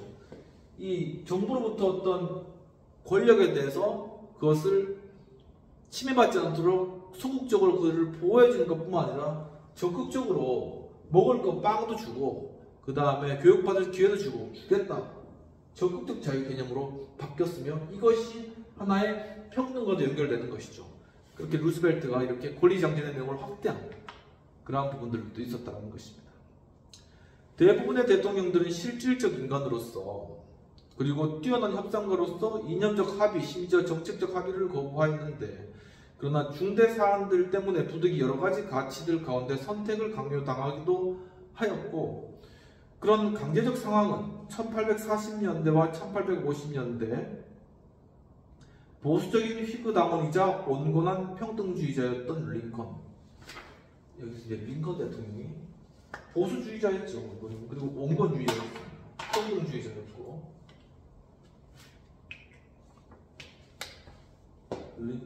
에이브라함 링컨 대통령은 휘그 당원이었고 또 평등주의자였던 거죠. 그런데 링컨을 노예 해방이라는 위대한 임무를 맡을 사람으로 변화시켰다. 무엇이? 어떤 협상가로서 이념적 합의 그리고 정책적 합의의 거부. 하지만 여기 가운데서 여러 가지 가치들 가운데 선택을 강요당하는 이런 강제적 상황 이런 것들이 링컨을 노예 해방이라는 위대한 임무를 맡을 사람으로 변화시켰다는 것이죠. 링컨은 제퍼슨식 자유주의자로서 남북전쟁 동안 기본적 자유에 대한 의심을 품으면서 링컨은 자신의 행위에 대해서 스스로를 변호하게 되었는데 이렇게 이야기했다고 합니다. 국가를 잃고 헌법을 유지하는 것이 가능하겠는가? 보편적으로 생명과 손발을 보호해야 한다. 하지만 생명을 구하려고 손발을 절단하는 경우는 있어도 손발을 보호하려고 생명을 던지는 경우는 결코 없다라고 했다고 것입니다. 그러니까 자유가 하지만 더욱더 큰 국가라는 가치를 지키기 위해서 희생할 수도 있다라는 부분인 것이죠. 제퍼슨식 자유주의자라고 정의하고 있습니다. 궁극적인 목적에 대한 의문은 여전히 남아있는데 국가를 구하기 위해서 구해야 할 것은 과연 무엇인가? 국가를 구하기 위해서 구해야 될 것은 과연 무엇인가? 그런 질문을 해볼 수 있다는 것이죠. 이 국가는 왜 존재하는가? 이 국가가 나를 이렇게 자유를 탄압하고 이 국가 내에서 내가 이렇게 힘든 생활을 하고 있고 그리고 여러 제약되는 그런 것들이 많이 있고 불평등한 대우를 받고 있는데 이 국가가 존립해야 되는가? 이 국가를 존속시키는 것이 목적인가? 라는 그런 의문들을 해볼 수 있다는 것입니다. 링컨에게 가장 적절한 해답을 제시한 것은 연방 대심원 수프림 코트인데 그들은 남북 전쟁 후에 링컨의 전시 권력 행사에 대해서 비난하는 여러 가지 들글자 링컨 너 왜 그렇게 전시 때 그렇게 너 큰 권력을 행사했어 하면서 비난의 내용이 막 들글자 이제 거기에 대해서 이렇게 선언했는데 자유라는 중요한 원칙을 전적으로 실행시켜 국가를 구하는 것은 아무런 가치가 없다라고 칩니다. 이게 무슨 말이냐면은 자유가 완전히 침해되는 그런 상황 가운데는 국가의 존립 이유가 없다는 것입니다. 그것은 즉 국가를 할지라도 개인이 가장 기본적 자유를 보장해야 될 의무가 있다는 것입니다. 그리고 바로 여기에서 국가가 자신의 기본적 자유를 침해했을 때는 국민은 국가에 대해서 저항권을 행사할 수 있다는 그런 내용이 나타나는 것이죠. 전쟁, 경기 침체, 국내 불안, 베트남 병과 워터게이트 사건 등에 대한 도덕적 논란 등은 실용주의적 관점의 정치가들을 위한 가치와 목적이 무엇인가에 하는 가장 긴급한 문제를 제시했다는 것입니다. 그러나 대부분의 정치가들이 이 문제를 회피하겠다는 것이죠. 실제적으로 자신의 권력을 어떻게 유지해 나가고 좋은 협상의 기술을 발휘해 가지고 국가를 잘 유지시켜 나갈 것인가, 어느 정도 사람들에게 좋은 이미지를 받으면서 정치인으로서 어떻게 잘 살아갈 것인가를 생각하는 실용주의적 그러한 정치인들에게 바로 베트남전이 터졌고 워터게이트 사건이 터졌고 바로 이러한 사건들이 터졌다는 것입니다. 그러면서 그들에게 윤리적 문제가 제기되었다는 것이죠. 바로 여기서 말하는 거래적 교환, 거래 교환의 모델, 이 부분이 바로 윤리적 그러한 가치에 도전을 받게 되었다라는 것입니다.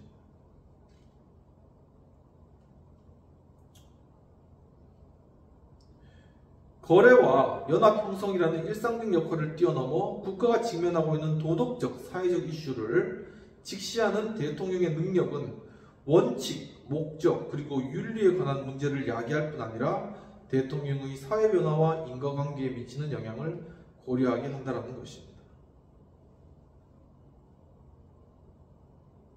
대통령제의 협상, 설득 모델을 비판하는 사람들은 이 전략의 결과 행정부 수반은 집단 이익을 추구하는 거래꾼과의 협상에서 추출될 수 있는 것으로 정책에 자신의 영향력을 제한하게 된다고 주장하는데 확실히 대통령은 더 유능한 거래꾼일 수도 있으며 만약 대통령의 권력 자원이 경쟁자들의 결합하여 발휘하는 영향력을 능가하지 않는다면 그 권력 자원은 대등하다 라는 것입니다. 그러니까 이 거래교환 모델에서는 대통령의 권력이 반드시 앞서야 되는 거예요. 그래서 만약에 상대편에 있는 거래 당사자의 어떤 협상력이 예를 들면 입법부도 될 수 있겠죠. 그게 엄청나게 합쳐져 가지고 그래서 대등한 관계가 되어버린다면은 대통령은 자신의 정책을 실행할 수 있는 능력을 잃어버리는 것이죠. 그리고 협상을 통해서 제한받은 상태에서 그것을 실행해야 된다는 거죠. 왜냐? 이 시장 관계가 그렇잖아요. 서로 이제 대등한 관계에서는 추구받는 관계에서는 서로 추구하는 게 있잖아요. 그런데 이것을 뛰어넘는 대통령이 있다는 것입니다. 그러니까 이런 거래 교환의 모델을 뛰어넘어 국가의 어떤 윤리, 국가의 목적, 국가의 가치를 향하여서 던지는 그러한 대통령. 그러한 대통령 같은 경우에는 이러한 어떤 권력의 어떤 균형이라든가 아니면 거래의 관계라든가 교환의 관계가 여기서 깨져 버리는 것이죠. 더 이상 그것이 시장의 어떤 원리가 작동하지 않는다는 것입니다. 왜냐하면 그 상위 개념이기 때문에 이 상위의 어떤 가치, 자유와 평등, 이 가치를 지켜나가기 위해서 그 목적을 추구하기 때문에 아무리 상대편의 그런 어떤 영향력이 합쳐진 영향력이 크다 할지라도 윤리적 정당성을 띠고 있기 때문에 그거는 대통령이 자신의 권한을 제한받지 않는다는 것이죠. 그 상황 가운데서는. 물론 제한을 하겠죠. 하지만 이 가치를 통해서 나가는 그런 대통령의 권한에 대해서는 제한받을 수 없다. 제한받아서도 안 된다. 라는 것이 이제 버언스 교수님의 그러한 취지인데, 이제 그런 경우는 굉장히 특수한 그런 경우이고, 또 우리 어떤 지금 정치 현실을 바라보았을 때 우리 역시도 상당히 어떤 좀 특수한 그런 관계관이 있지 않나라는 그런 생각이 좀 드는 것입니다. 비평의 내용들을 살펴보도록 하겠습니다. 필자는 버언스 교수님은 행정 리더십의 거래적 리더십적인 관점과 이념적, 목적 지향적인 관점을 비교 제시하시면서 구체적으로 루스벨트와 링컨의 모습을 통하여 행정 리더십이 추구해야 할 방향과 가치를 잘 제시하는 것입니다. 그래서 자유와 평등, 미국의 어떤 목적을 제시하고 그것을 위해서 이 루스벨트나 링컨이 어떤 거래 교환 모델, 권력을 거래하고 교환하는 모델을 뛰어넘어 윤리적 관점에서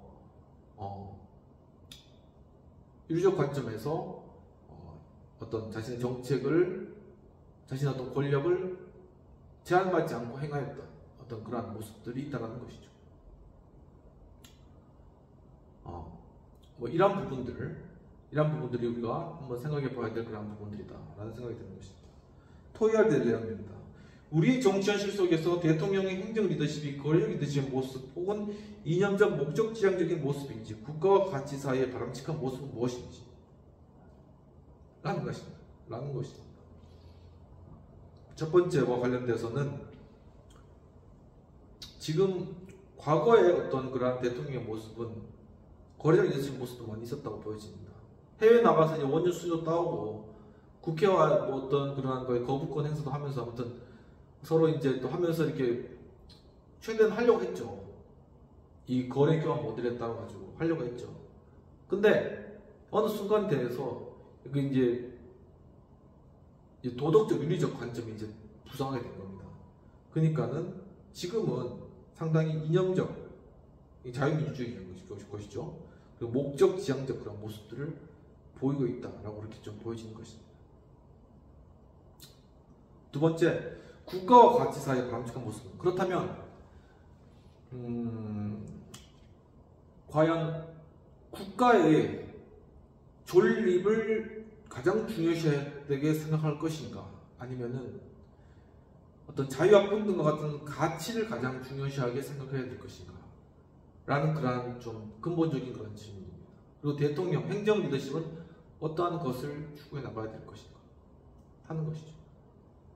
꼭 들어보면은 뭐 닭이 먼저 달걀이 먼저 이런 이야기 같기도 하지만 미국은 분명하게 저항권, 국민의 저항권, 국민의 자유권은 천부인권이고 하늘로부터 내려진 권리이기 때문에 국가라도 그것을 침해할 수는 없고 그것이 침해받으면 저항권 행사할 수도 이렇게 보는 것입니다.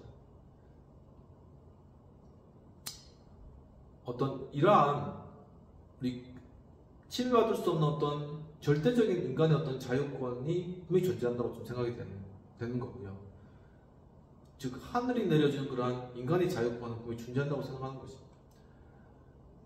바로 그러한 우리 개개인, 우리 국민, 우리 한 사람 한 사람의 그러한 자유롭게 행할 그러한 권리, 그리고 평등하게 대우받을 수 있는 그러한 권리가 천부인권적으로 주어져 있기 때문에 국가는 당연히 이것을 보호해주고 이것을 또한 장려해주고 이것을 발현될 수 있도록 해주는 것이 국가에 존립하는 그런 목적이요 이유인 것이죠.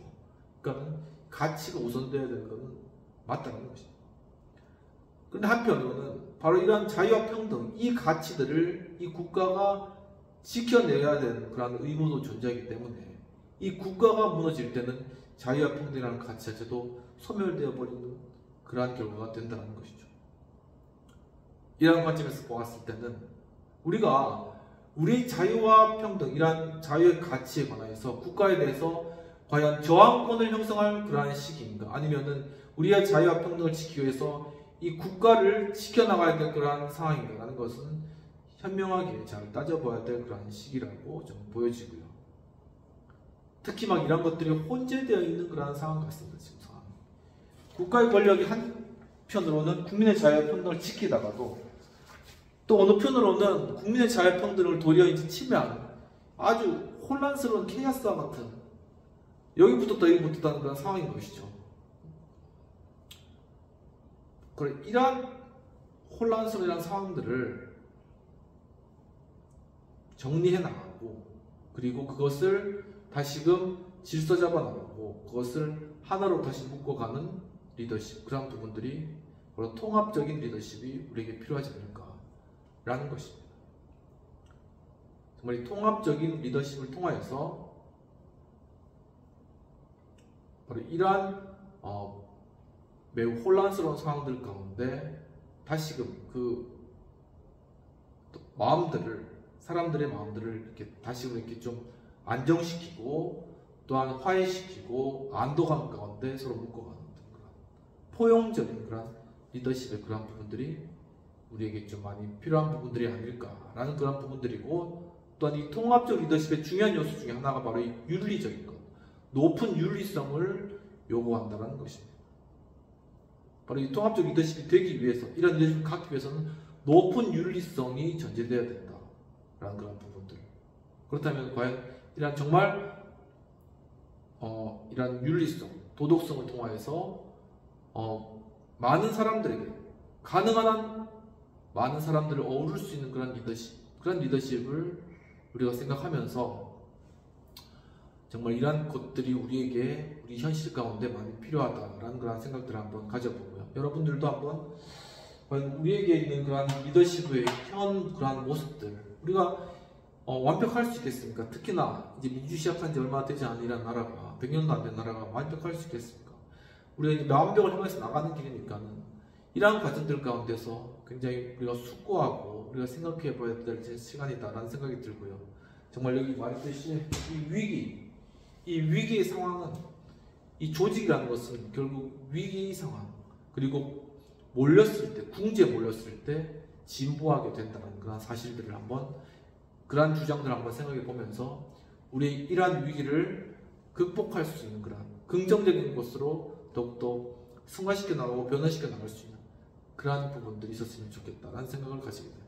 아무튼 오늘 행정 리더십 관련해 가지고 중간 정도 좀 진행했고요. 링컨과 관련돼서 또 다음 시간에 좀 더 행정 리더십의 모습에 대해서 구체적인 부분들을 살펴보도록 하겠습니다. 좀 장시간인데 오늘 또 수업 참여해주신 여러분 감사드리고, 한 주간 지금 거의 막 월화수목금 막 계속 마이너스 때리고 있는데, 막 아침에도 춥고 점심에도 춥고 저녁에도 지금 여기 사무실 추운데 이 추위들 잘 이겨내시고 따뜻한 봄 맞이하는 저 여러분 됐으면 좋겠습니다. 네, 감사합니다.